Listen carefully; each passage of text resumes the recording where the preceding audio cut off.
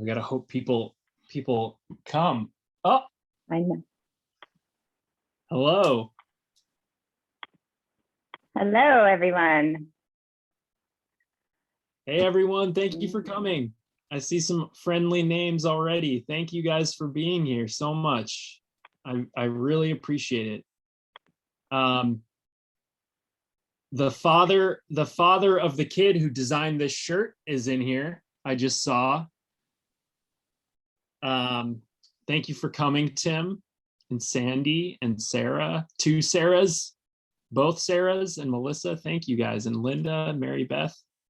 I appreciate you guys coming. We're gonna wait for people to come in. I'm just gonna draw and mess around. And yeah, thank you guys for being here. I've got two screens. So one of my screens I'll be doing some doodles on while we wait for people to come. Yeah. I just got my books like an hour ago. Your author copies? Yep, they just showed up. I like took a picture of them and then had to like hop on. So barely even held one. Perfect timing. Yeah. Saving all your excitement for us tonight. Welcome, welcome, everyone. We're just waiting a few minutes for everybody to hop on. It's a messy commute out there today to get to your Zoom.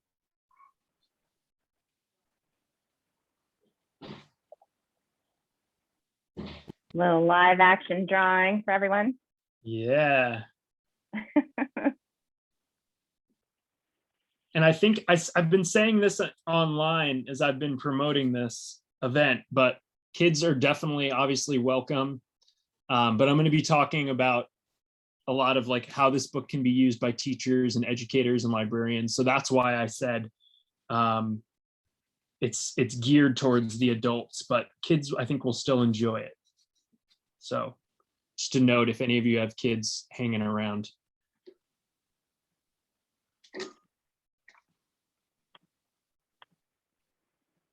So we'll just wait a couple more minutes to get started. Folks are streaming in. Sometimes Zoom takes a little bit for everybody to launch. Putting kids to bed. My kids are going to bed right now, so that might be a factor.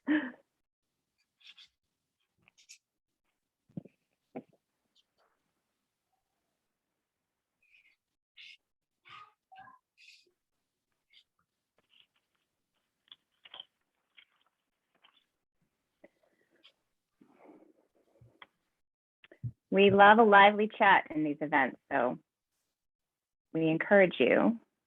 Your questions for Jarrett as we get started in a few minutes. You can put them right in the Q&A section, and all the votes of confidence and hoorays and lovely kudos, feel free to put them in the chat too. Yeah, thank you. It's always fun to see. Yeah, some of these people I think have already even done that today. Today I got to, for the first time in my life, walk into a comic shop and sign my own books. I mean, I've done that in bookstores, but never in a comic shop. So that was, it was a special day on multiple fronts today. That is very cool. Yeah. Okay, I think we're gonna get started. Cool.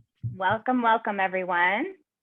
I'm Casey Robinson. I'm helping out with events at the Silver Unicorn Bookstore in Acton, Massachusetts.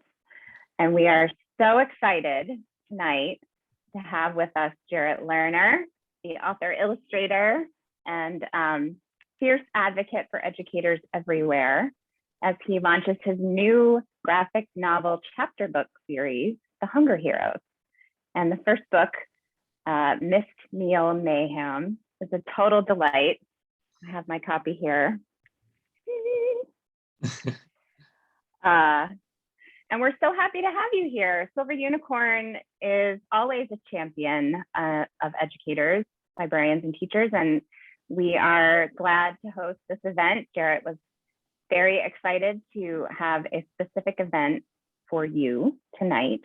So he is gonna talk about this lovely series and its launch and his origins as a graphic novelist and a writer and an illustrator. And we're going to take questions in the Q&A, and we'll pop back on and be able to ask those in a little bit. Before we get started, I just want to introduce the Silver Unicorn's Partnerships Manager, Megan Seidman. She's going to say a little bit before we introduce Jarrett. Hi all, thanks everyone for joining tonight. I am Megan Seidman, the Partnerships Manager at Silver Unicorn. And in that role, I've worked with some of you before when we had our teacher appreciation event last spring, and Jared so very generously donated his time for that as well.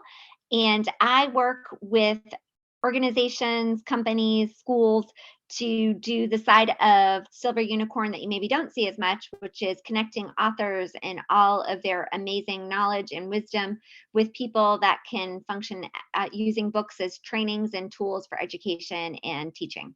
So that's my job. And I will facilitate the questions tonight. So any of the questions you have, pop in the Q&A, and I will be feeding those back to Casey and Jared so that they can focus on their conversation. And I'm gonna disappear and turn it over to you, Jarrett. Awesome. Thank you. Thank you both for being here, and thank you, Silver Unicorn, for having me. I don't know if any of you, I know at least one of, or a couple of you are in the, a few of you are in the area, but Silver Unicorn is a very special indie among indies here in the greater Boston area. And if you ever have a chance to visit, I definitely suggest it. It's great people and a great place. So thank you for coming here and celebrating this book with me. Today is the official release day, and then it got pushed by 2 weeks because we weren't sure the books were going to arrive, and now the books have arrived. So now we have this like weird 2-week period where they're sort of out, but not really out. So I've decided maybe I should just celebrate for the next 2 weeks. Thanks for kicking all that off with me tonight. I want to talk to you about my sort of origins briefly as they relate to this book and why I create books like this the way that I create them, because it all goes back to me being a kid. Just like the sorts of kids that all of you work with in classrooms and libraries. And then I want to talk to you about the specific creation of this book. You've probably seen that it is a graphic novel chapter book. And that is right there on the cover for a variety of reasons. And I want to sort of dive into, just explain why, and then show you inside the book what that means and why my editor and I chose to do that. I want to start by showing you this. And this is the first comic that I ever created. It's a full narrative. It's got a whole arc and a set of characters. I stapled it together. This is the first comic I ever made. And I made this in 3rd grade, written and illustrated by Jarrett Lerner. And my parents were savvy enough to keep it, I guess. And I'm glad they did, because this is how long I've been doing this and how long I've loved this form of storytelling, this mix of words and pictures. To me, when I have words and pictures together, it's everything is better. Everything makes more sense. I can grasp it more. Everything just blooms better in my mind and imagination. It's how I think. It's how I write, how I grasp the world and understand it, how I express myself. So I've always been attached to this form. Comics is the sort of ideal blend of word and picture. It's the two of them working together, hopefully working seamlessly. So I've been doing this a long time. But I never would have dreamed that I could release a comic book, that I could release a graphic novel, until probably the day that I sold this book. And the reason why I didn't believe in myself and my abilities to do this, even though I'd been doing it for 20 years. I mean, this was the first of countless comic books I've made throughout my life as a kid and as a young adult, and then as a not quite as young adult. The reason why I didn't believe it is because the process of making comics was so opaque and mysterious to me. I never had an author visit when I was a kid, whether it was from an author, an illustrator, an author illustrator. I had no idea what it was like, what the process was like, what the creative process was like, how messy and mistake-ridden it was, how long it took, how hard it was. The fact that creating books is harder for creators of books than it is for anyone else, because we are more obsessive and sort of wild about it, and so focused, and we're trying to push ourselves to try such big things. I had no idea. And so the fact that I didn't have this has informed and inspired basically everything I do, inside and outside books. I help put together a program called Kids Need Mentors that makes sure as many kids as possible in the whole world get to meet an author and an illustrator at some point in their school career, so that they, if they decide one day, or if they already know that they want to be making books as an author, as an illustrator, as an author, illustrator, whatever, if they know or decide eventually that they have that information, that they know what it takes, that it's, people aren't born with any sort of innate talent or skill that you have to have, and that it takes work, and that's what it is. Bookmaking, and really anything worth doing in life, is persistence and resilience, and a whole bunch of hard work, and usually a smattering of luck and serendipity in there, though I have a lot of feelings about that. I won't even get into what I think about luck and all that. But persistence, hard work, resilience, picking yourself up. So if I had known that, if I had had one single visit from an author, an illustrator, a comic book maker when I was a kid, or if I'd just been able to go on the internet and go to one of their websites and see some stuff about behind the scenes of their process, it would have changed the whole arc of my life. I would have sat there in third grade and said, I can do this, and I'm going to do this. I wouldn't have had to wait until I was in my 20s to believe that I could actually pursue and fulfill and achieve my dream. So that informs everything I do. It informs my creative process. And one of the things I'm doing for this book, and you might have seen it if you follow me online, and because of the delay in the release day, I've sort of slowed it down, but I'm still doing it for the next 2 weeks. I'm releasing a whole lot of behind the scenes stuff about the creation of this book. And I'm collecting it all after I post it on social media on my website under a Hunger Heroes page. So my hope, my goal is to publicize that as much as possible, so that kids, after they discover this book, can go right onto my website if they want to and see just what goes into it, how I create the characters, how the pages are built, sketch by sketch by sketch. I want to provide kids with sort of as much background information to hopefully inform and inspire and educate them, so they can see that I use copy paper to make my sketches and loose leaf paper, and that I do my drafts in composition notebooks with tools that they have that are cheap and readily and easily available, and that they're probably already using.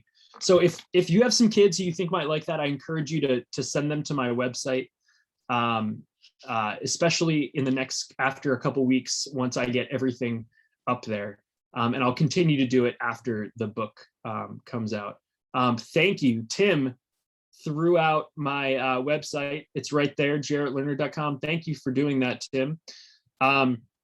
Yeah, I've got a whole bunch of other stuff on there. But one of the things I've already shared, and I'm going to use this to start talking about the book itself, is this. This is the first ever idea for Hunger Heroes.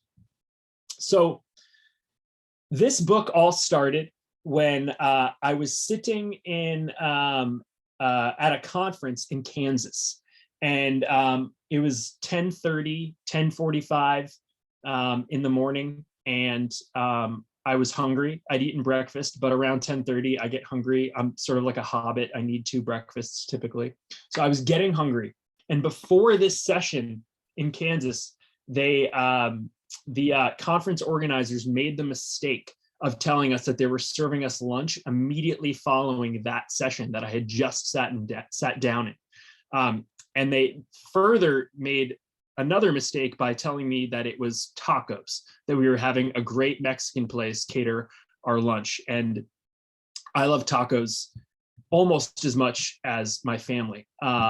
So this was a very distracting thing. I was hungry, there was tacos coming out, and I started to wonder, what if? That's what my brain does when it's trying to amuse itself or delight itself or excite itself, or just when I'm bored. Not that the conference was boring, but my hunger was distracting me. So I pulled out this piece of this pad, a piece of paper from this pad I had taken from the hotel I was staying at. And I started to wonder, what if my food could come to me? What if in my time of need, in my time of hunger, my food could fly to me and, fill me up, and then I could enjoy this conference presentation and not be thinking about, beans and chips and cheese for the next 45 minutes to an hour. And this doodle, it probably took 15 seconds. I wrote Hunger Force, Hunger Patrol. I didn't even have the names. You see, I can wrote a bean, chip, tomato, cheese, avocado. There is an avocado character who comes in the second book, and I'm at the end of this. I think I might give you guys a little sneak peek if you stick around, of something from the second book. But this is where it all started, a 15-second little doodle. And to get from here to here was several years of work, of sketching, filling sketchbook after sketchbook, and notebook after notebook with notes and ideas and drawings and thoughts, refining the characters until we got to here, and then creating the story and refining the story. And that's where the Hunger Heroes Missed Meal Mayhem begins. So I want to walk you through this book and tell you a bit about it, and talk to you specifically about why it's a graphic novel chapter book, and why my editor and I made it that way, and why I think it's particularly useful in educational settings because of that. So I am going to switch over or spotlight 2 screens. One of the screens is going to be my hands. And I have a copy of the book here, which literally, like I said, arrived about an hour ago at my house. And I'm just going to introduce you to the book a little bit, so that if you want to book talk it to kids in the future, you've got some info about it. And then I'll show you the specifics about the graphic novel chapter book format. So the Hunger Heroes Missed Meal Mayhem. So who are the Hunger Heroes? Well, I'm just going to read you this beginning. In a seemingly ordinary city, atop a seemingly ordinary building, live a group of extraordinary heroes, the Hunger Heroes. So the Hunger Heroes are superpowered taco ingredients who help the kids of their city when they need a snack. Just look at these happy campers. Before snack, so hungry. After snack, so happy. Here are the characters. We have Mr. Toots, the fearless leader, the moral compass of the group. He is commonly mistaken for a potato, but he is in fact a giant bean. He's bold, he's brave, he's a big, huge bean. Plus he's fueled by toot power. So yes, he travels by toot. By fart. If you thought you were going to get a book from me without any sort of immature humor, you were sorely mistaken. Next up, there's Chip Ninja. She's crafty, she's clever, she's 100% corn-based, and she's full of gadgets. She's got a gadget for every situation. Then there is Tammy. She's strong, she's sassy, she's packed full of seeds, and she sings. And last but not least, there's Leonard. Leonard tends to be a lot of the adults' favorites. And Leonard doesn't even make it to his intro, as you'll see here. He's too nervous even to make it to his intro. But Leonard is a paranoid, anxious, nervous, sweaty block of cheese who would much, much rather not be a superhero. He would rather just relax and be safe and not fly around the city helping kids. And then they fly around the city in this big taco-shaped hovercraft, terrorizing birds and attracting bees. So that is the crew. And they are in this first book working to save this kid. Jason, who goes to Pinch Kid Elementary School, and he's in Mrs. Sternblatter's class. Mrs. Sternblatter doesn't allow snacks in her class. And the last meal that Jason ate was mac and cheese for dinner yesterday. His energy levels because of this are lower than low. His concentration is non-existent. And he has a math test before lunchtime. And so he is in need of a snack if he wants to do well on his test. So a couple things I just want to mention about the two non-food related food characters are Jason and his teacher, Mrs. Sternblatter. And I like to think that all of my books are fun and funny and full of humor, but I also think that if you want them, if you want it, there's a layer of something meatier there for you to sink your teeth into and think about. And so I accomplished this by using these two characters. So I made Jason miss breakfast and have a math test and be unable to concentrate very purposely and thoughtfully, I hope and I think. Because I don't ever say why Jason missed breakfast. He could have just been running late. He could have just forgotten. If I didn't remind my 4-year-old that she had to eat breakfast, she would not do it herself. But there are millions of kids in this country who don't eat breakfast because they can't, because they don't have it, because their family can't afford it, because other situations that prevent them from having a regular breakfast every morning. And these might be kids who are in your schools and kids who might be reading this book have as classmates and peers, might even be themselves.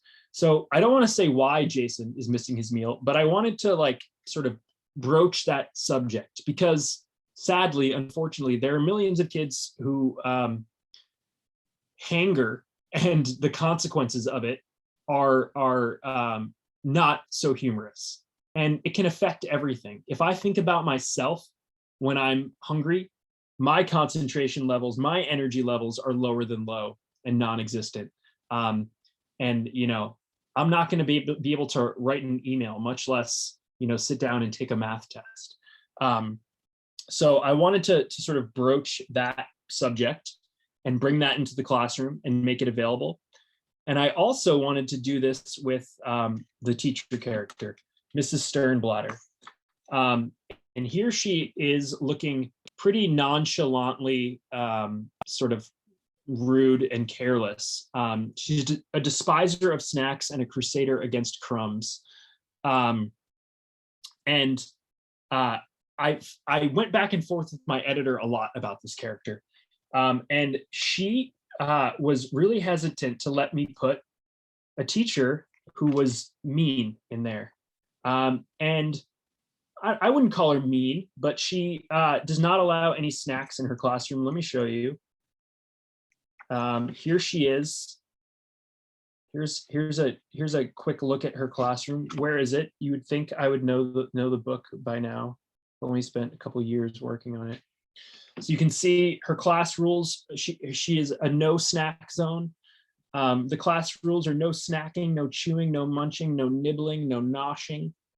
So I create this character and build her up and I show her demanding that her kids pay attention and looking on sternly while her kids are daydreaming about food. Here's Jason drifting off when he should be listening to the math test prep.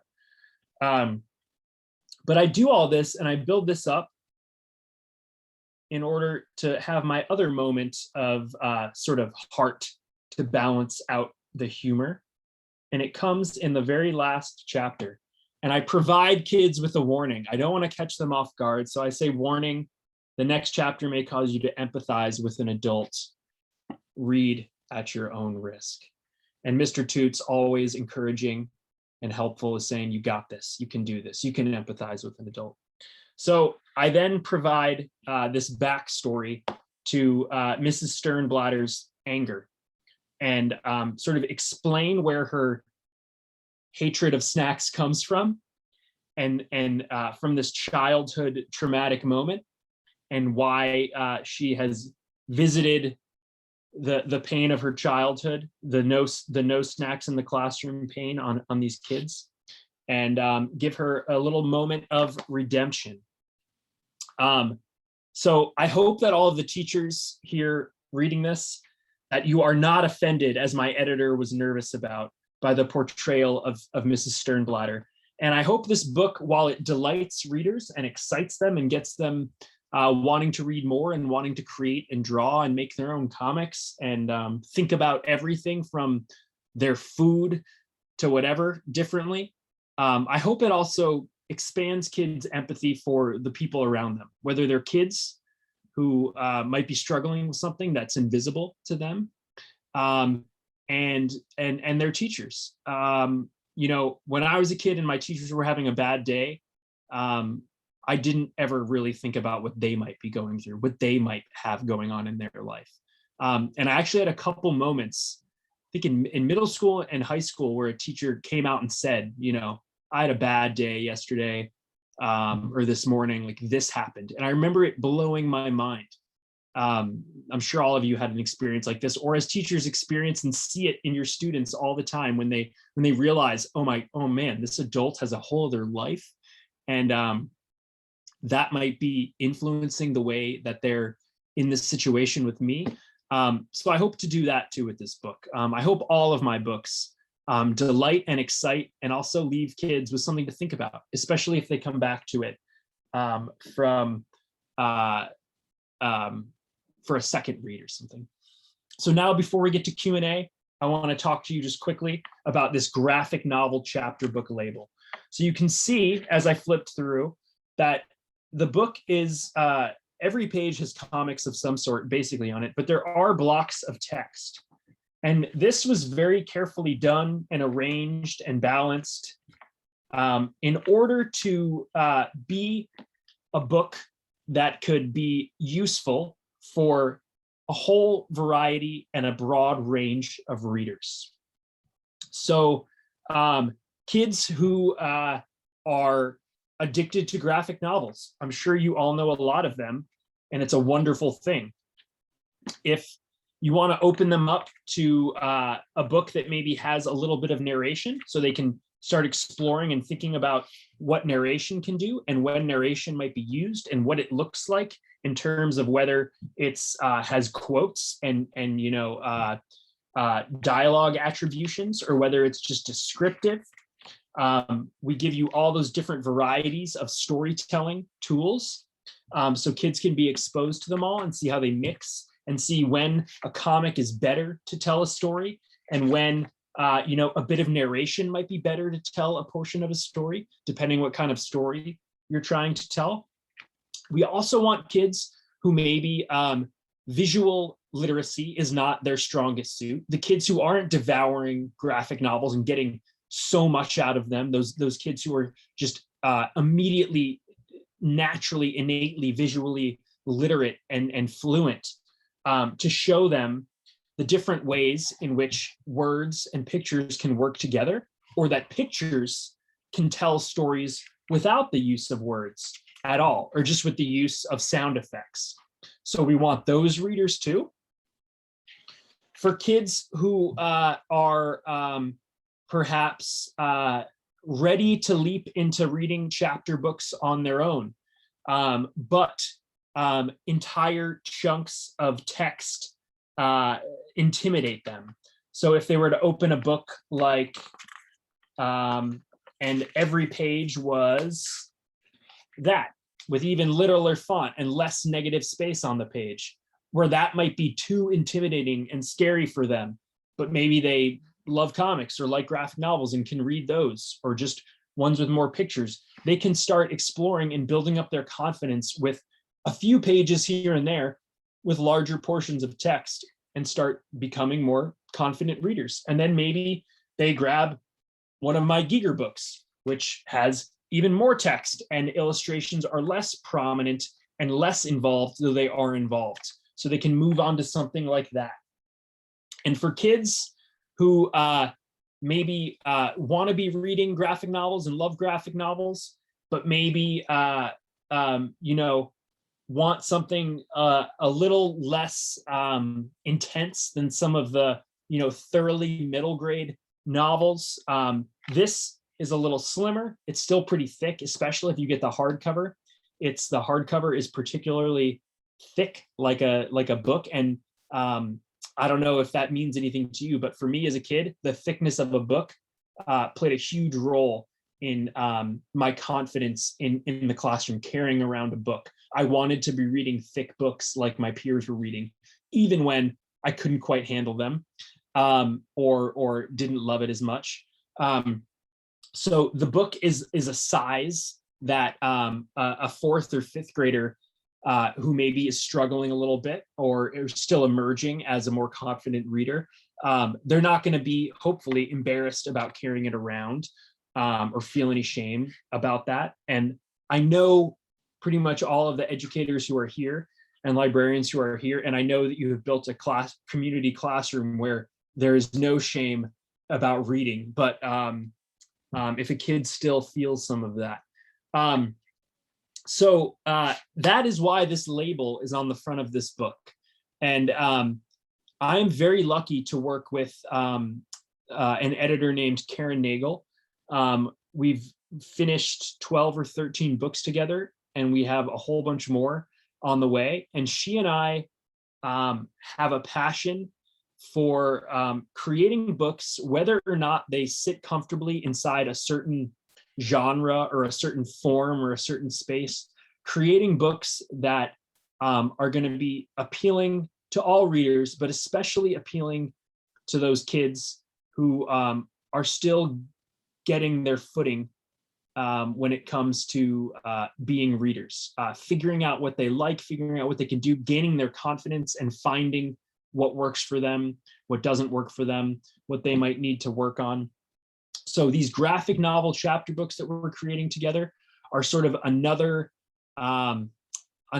attempt at doing that for another group of kids. We're working on a project next that is coming out in 2024 that is something even different, a sort of hybrid form that I don't think has really been done. It's sort of been done, but hopefully that's going to even pick up more readers that might not have the books that are speaking directly to them and that they want.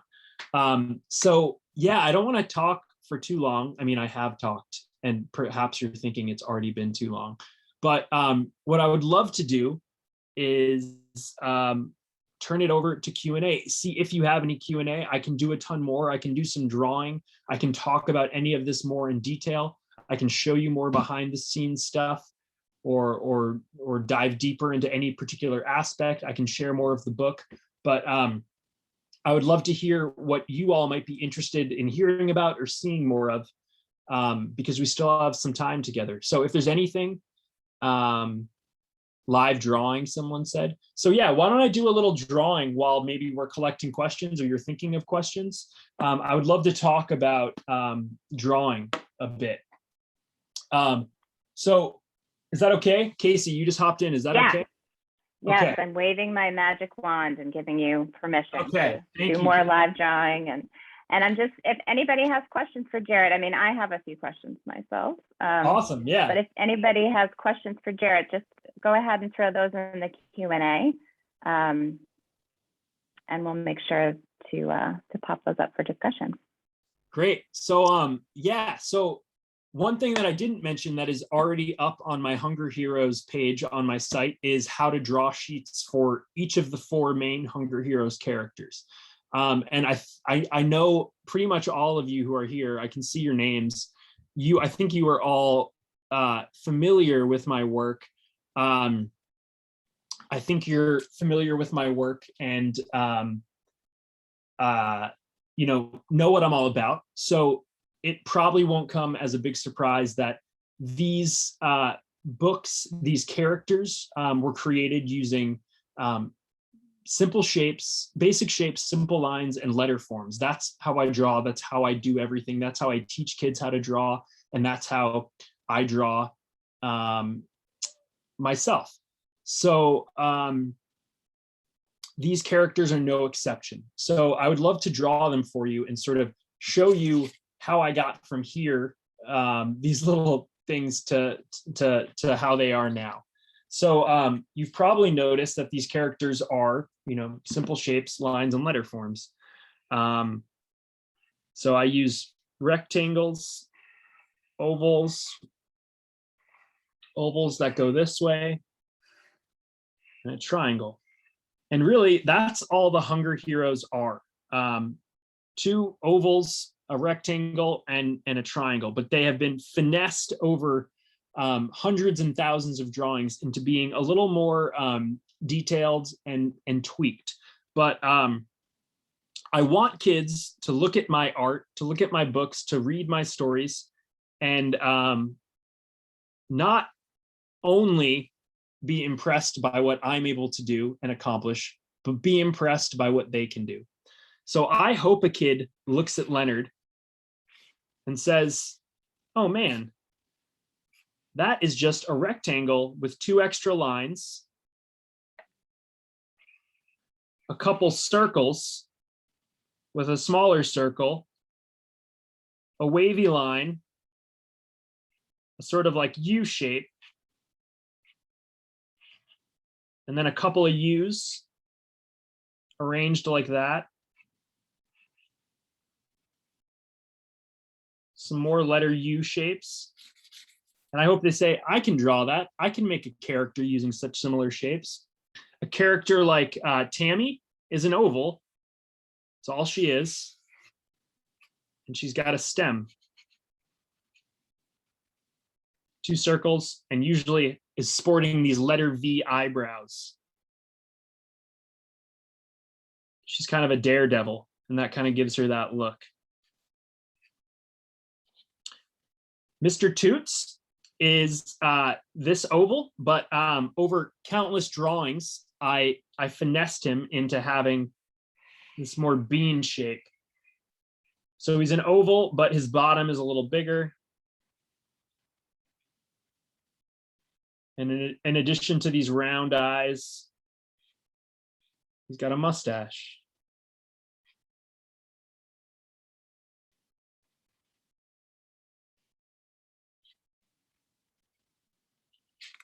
And then Chip Ninja is a triangle with these circles or an 8. But if you draw it enough, you can sort of start to get the proportions without having those lines through the eyeballs.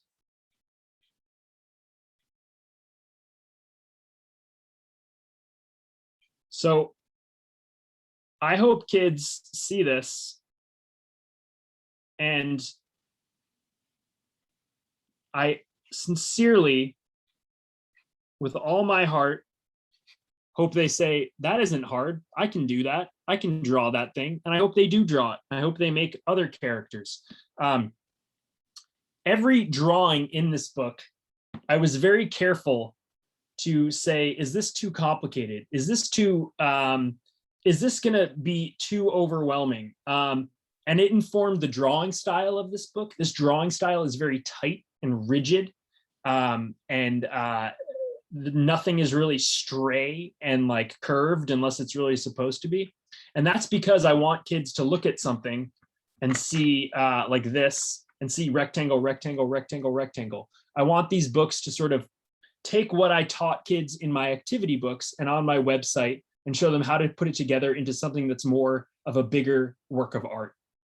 My other books that I have coming out after, besides these books that I'm illustrating, they have a slightly different style. It's not quite as rigid, but I drove myself mad with the rigidity of this style because I wanted kids to see that throughout. So there's a little drawing and some of the thought that went into the creation of these particular characters and the shapes I used to put them together.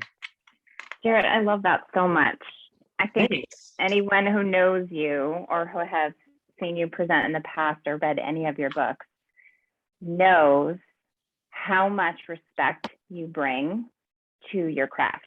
Meaning, not just for the craft itself, but for the kids, for the readers, the fact that you are thinking through to that level of detail, the shapes and the accessibility of those shapes to your readers, in addition to the content and the storytelling and there's such energy to all of your stories that it's just really apparent how much respect you have for the kid readers. So I just thank you so much for that. That means a lot. I really appreciate you saying that, and that means a lot. And you know, I think that's our job. And I think what makes these moments where teachers and educators and authors can share and talk to each other is at the end of the day, we all have the same mission at large, and it's to excite kids to improve and enrich their lives with books, reading, with creativity. So I appreciate that so much. And I know that the teachers who are here and the librarians are thinking about the kids and care about the kids so much. And I feel like if I'm creating content for them to share with those kids, I need to be doing that just as much. But knowing that that comes through means a great deal to me. I mean, I think it's also in the storytelling, right?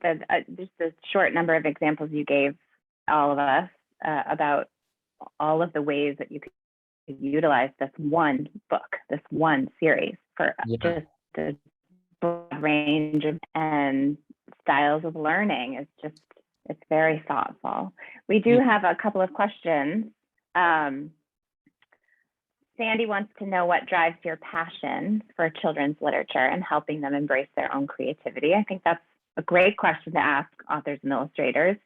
What's behind all that passion? Yeah, so I would say two things. And I would say that the second thing only happened once I started putting out books. But the first thing is, as you can see, I'm a reader. That's what I am first and foremost. These are all other people's books on my shelf. And there's another shelf over there and another shelf over there. Every room in my house has a bookshelf. And that's what I am. Like, I consider myself first and foremost a reader. I reach for books every day, multiple times a day, for countless reasons. And I think that my life is so much more richer and rewarding and more meaningful when I'm not reading, because of the reading I've done and because of the relationship I've built with books, because of the way that I've learned how to use books and utilize books and take from books and bring them and their lessons and what they give to me into my life. And what drove me, and still does drive me, but what initially drove me was wanting to sort of be a part of that larger conversation. Literature is really like a slow moving conversation. And the stuff that I create is a direct result of the things that I'm inspired by and the things that I read. And so for me, writing, creating books, making stories is almost like talking back to those people who gave me so much. It's almost like with a book like this, it's almost like this is me responding to the people who made Ren and Stimpy and Hey Arnold and the Rugrats and all of those cartoons I grew up, and who the artists who did Mad Magazine, all of those people. It's sort of like me responding to them, and it's exciting and it's fulfilling and it's fun. And to be able to give that, to think that someone might be reaching for my book the way that I reach for other people's books is just so fulfilling and fun. And now I have this whole other source of inspiration and something that drives me. And that's the kids that am lucky enough to interact with and meet. There is nothing like hearing from a teacher, from a parent, from a librarian, or from a kid who said they didn't like to read or they didn't want to read, but they can't stop reading and they want to read more because of your book. That is giving books a chance, or a second chance, or a third chance, or just caring about them more and being excited about them more because of this thing you put out in the world. And that is what drives me a lot today, now. And that and wanting kids to enter sort of that process in order to give us their stories back. Because kids, it's almost like selfish. Like I want all the kids today to turn into authors and illustrators so that they can start writing books for me to read, because I know they're full of great ideas. So it's sort of selfish at the end of the day. I want to turn them all into competent, capable, confident creators so that I can read their books and get that inspiration right back. But that now drives me just as much as anything. And are there, Sarah asked earlier, are there specific elements of the Hunger Heroes that you're excited for educators and librarians to emphasize? I mean, I know you give us a lot. There's a lot of potential for these books to be useful in classrooms and libraries, but are there specific, like, what are you most excited about? What elements? So there's a lot of stuff. So I think what I also hope that these books do is sort of act as sort of like, so I could talk about this for hours about, there's a lot of thought that goes into every book, but so I'll just talk about one more element. Is I'm excited for kids to see this book, or potentially have people talk to them about this book, and sort of get at some of the decisions behind the creations of these comics in particular. Some of the really simple things that can be done to say a lot and to express a lot. So in this first panel right here, in this first page 5, I introduced this idea of color and just how much color can have an impact on you. So I go from a pale yellow to a bright yellow. So that's something that, you're not supposed to really think about it when you're reading the book, but I hope that kids in classrooms notice it. And I hope that teachers might bring it out and say, why do you think he chose 2 yellows, and why is one paler than the other? And what does that mean? And how does color influence our thinking and our feeling and seeing things? And then things like this, where I just have a character in the same position in 2 frames and changing their position and saying, what is the difference between these 2 emotions that this character is conveying? What are the different lines that are being used? A lot of these lines are the same. What's different? What's the same? And what is it doing for you? What does zooming in and out of a character do? So I really tried to plant all these ideas and things in throughout this, so readers could see all these options they have for expressing themselves. So those are just a few, that jump out at me, that I turn to, or, I make sure to include flashbacks, and I include maps in every one of my books. I love maps, and I think, map reading is something you could talk about. Map making. So here's a map of the gym and how the Hungry Heroes have to get through it. So there's just a handful of visual things that I hope kids will pick up on and talk about. And here's a reverse color sort of thing where I use the same technique in a different way. So that's something that I would say, I know a lot of people aren't going to pick up on. Someone in here, like, I think Tim Smythe, who's in here, is going to see that and read it and talk to his students about it and his kids about it. But that's stuff that I think, the sort of visual literacy that I think all teachers should be trained in, like just like they're trained in anything else. And so that kids can sense that and know that, and understand that and take it into their life, because, you know, I talk about visual literacy often being so important because without visual literacy, it's a lot harder to navigate the world. You know, we're bombarded by ads and stuff, and political campaign ads and fact and stuff that's masquerading as fact and all this stuff. And visual literacy is essential to sort of pick through that. So something just like color choices and font choices can play such a role in that. So I hope graphic novels in general and this begin to start those conversations and get kids attuned on that level of you know, what they're seeing and how they're reacting to it, and maybe the intention behind it, and whether it's good and it's just to entertain and excite them, or whether it might be used for some other purposes. So that's an avenue that I would love to see explored with all graphic literature. But in this book, I try to introduce some of those ideas. That's empowering for them too, to be able to know how to do that, you know? Yeah, it's such simple questions like, why did this person make that color? Why is this political campaign using this font and these colors? And, you know, like, those are simple questions that can really lead you down an avenue of very powerful and empowering, like you said, thinking. Mm-hmm. I got to ask this question from Sherry. Do you have voices that you imagine for these characters? And if so, would you be willing to share them? So I sort of do. So I sort of do a little bit. I don't know how good I think I do in my head. I don't know how well I can do them, but I think Mr. Toots has sort of like, do you know, like old newsreels, like 1950s newsreels, like that, like faux British sort of like it. And I don't think he's got that, but he's got a little flavor of that. Like he's a little bit proper. You know, he uses bigger words than the rest of the crew, and he's always trying to keep the peace.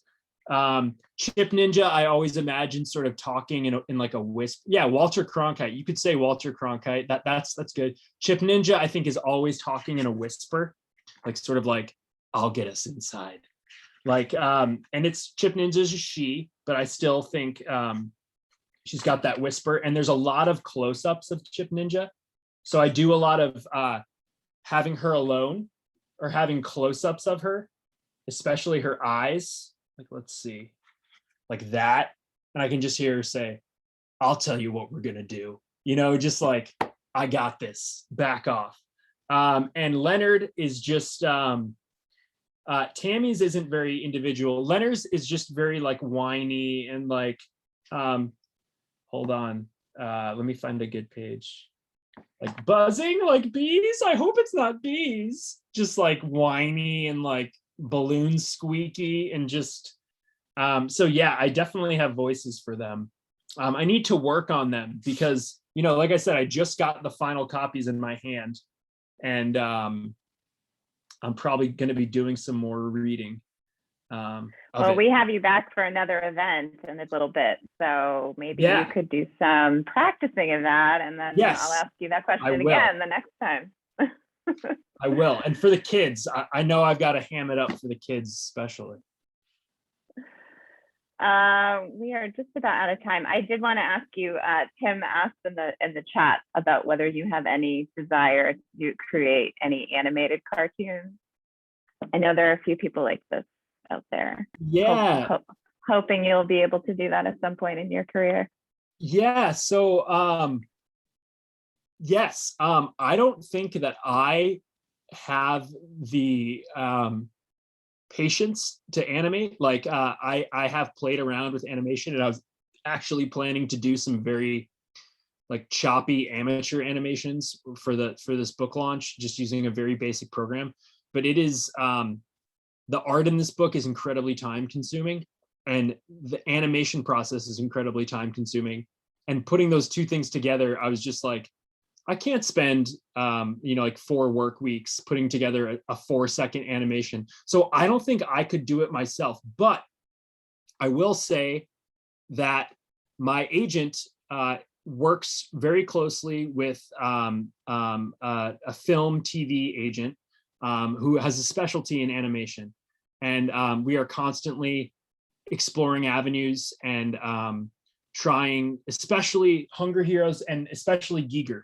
And there's been a little bit of interest here and there in Giger for something like that. But it is out of my hands, for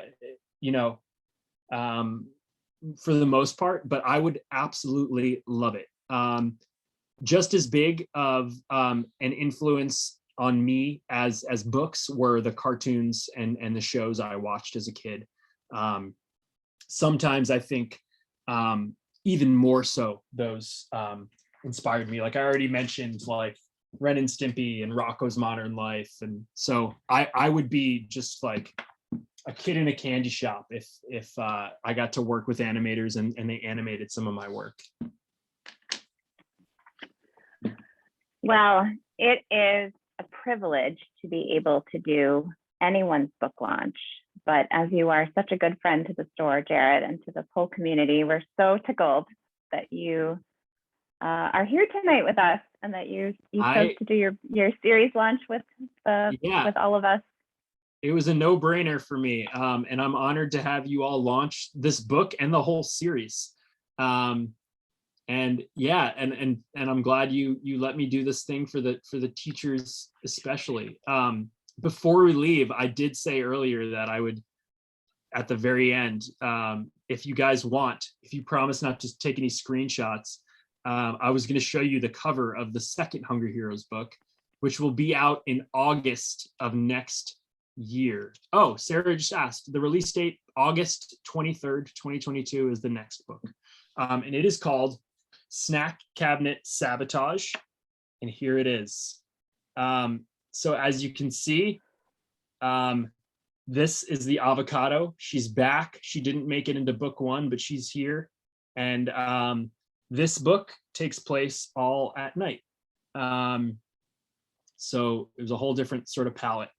And I won't talk about it now, but there's a whole bunch of stuff with shading and shadowing to add to the educational possibilities of these books. I love it. I was going to ask you about the missing avocado in this one, Jarrett. Yes, so. she's there. I'm we decided to reserve her for book two. That actually happened with my Engineers books too. There was a girl character in the first one, Michaela, and we decided to save her to make a splash in book two. And my editor likes doing that, so we did that. Well, we have copies. We will have copies at the Silver Unicorn. Please, let us know. Jarrett's going to sign them, so we will have, the fancy stickers on them saying they are autographed copies. Please check out the silverunicornbooks.com website too. We have got some great events still to come, but we are absolutely delighted to have you here tonight, Jarrett. Thank you so much. And I know I'm speaking for the rest of us all on this call when I say that your creativity in the hands of kids is a really beautiful thing. And I'm so excited to hear about your future projects coming down the line, because I think you're going to be adding a lot of wonderful resources to the classroom library. So thank you so much. Thank you so much for having me. And I'm going to Silver Unicorn on Saturday to sign books, and I'll be back again next Saturday for an event. So if you want to order more books from Silver Unicorn, Hunger Heroes, or any of my other books, I will be there this weekend signing. And every book, every one of these from the Silver Unicorn, I'll be drawing characters in them too. So it'll be extra special. And educators always get a 15% discount at Silver Unicorn. So just to remind you of that. So yep. Thank you so much for coming and spending this night with me. Thank you, everyone. Very special. I really appreciate all of you being here. You could have done a lot of other things. So thank you. Bye-bye. Bye. Thank you again, Casey and Megan.